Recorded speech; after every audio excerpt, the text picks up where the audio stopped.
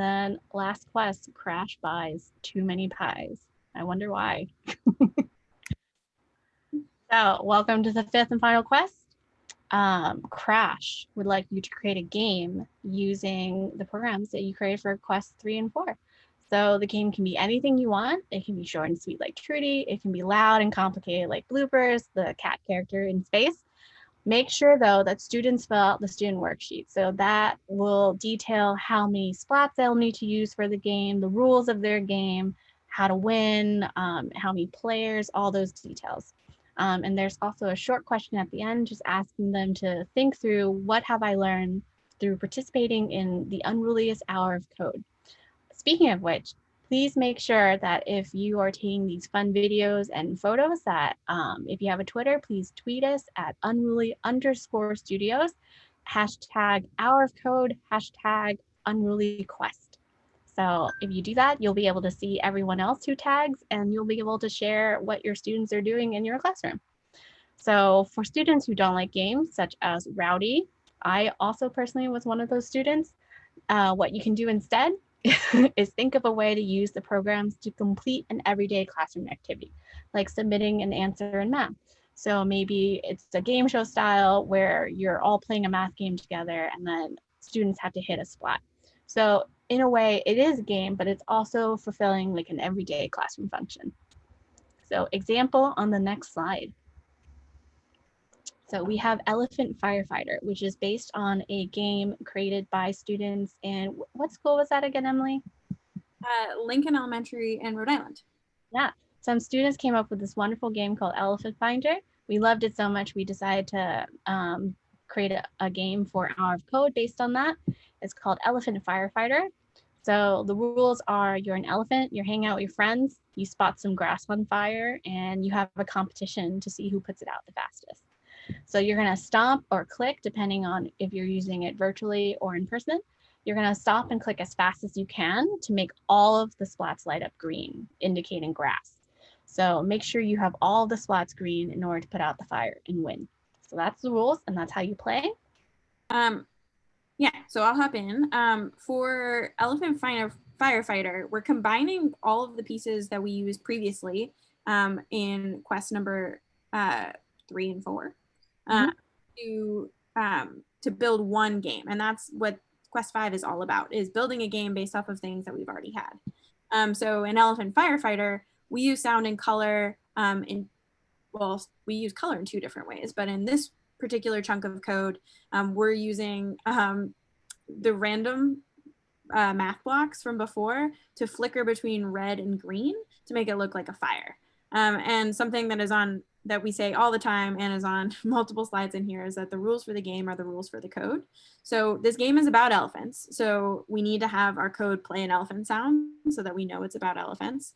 And we also know that the elephants are putting out a fire. So we're going to be using these light blocks to simulate a fire. So making sure that you're always bringing it back to like, why are we doing this and how does it line up for the rules for the game? All right. We also use color in a different way. So we know that in order to win the game or to put out the fire, all of the splats need to be green. But in order to add a little bit of challenge, we use the random light blocks so that every time students are clicking or stomping on a splat, it will light up a random color. And so that means that they might go past it. So they might be stomping or clicking so fast that it won't stop at green. So we use this to incorporate our color that we needed from the previous quest, but also to add a little bit of challenge. So just making sure students are thinking about that as well. Like, what do we need in order to make this game fun? All right. To bring in our stopwatch from previous quests, we need to have some part of our code that's going to be checking if players won. We know from the very beginning for our rules for the game that it's a competition to see who can put it out the fastest. So we need to make sure that our stopwatch is in there. So this code right here is checking to see if players have won. So we're going to be using that if do block that we talked about before to check to see if the splats are green. And if they are green, we're going to be stopping the stopwatch and playing a super celebratory elephant sound. And this is what the entire Elephant Firefighter code looks like.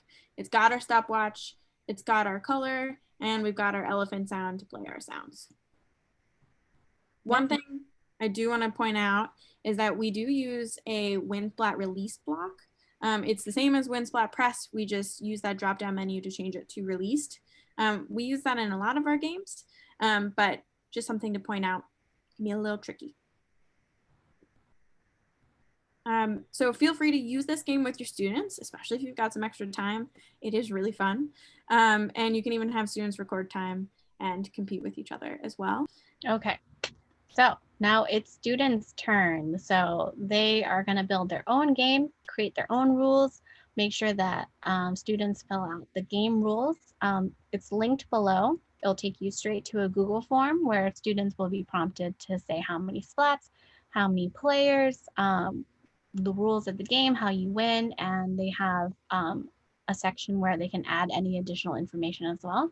The questions with the little red star are the required questions.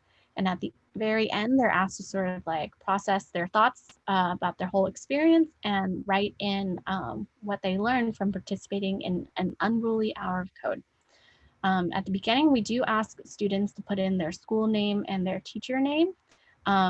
Otherwise, we are not collecting emails or any personal information. This is so that we get to see what the fun games are that you're creating in your classrooms. If you would like a copy of the form, just feel free to reach out to us and we'll make sure we get you copies. Yeah, so you have the option to let us know directly on that teacher survey. Yes. So the form is just to let us know how the game works, but otherwise students should feel free to use the blocks that Trudy had them prepare, as well as any blocks from the side that they would like to add additionally as well. And that's it. That was the 5th quest, creating a fun game for you and your friends. I think it's time for a celebratory banana. So you did it. You completed the quest. You super awesome humans. Enjoy a dessert banana. You earned it. Just watch out for the sand. Might be a little bit gritty.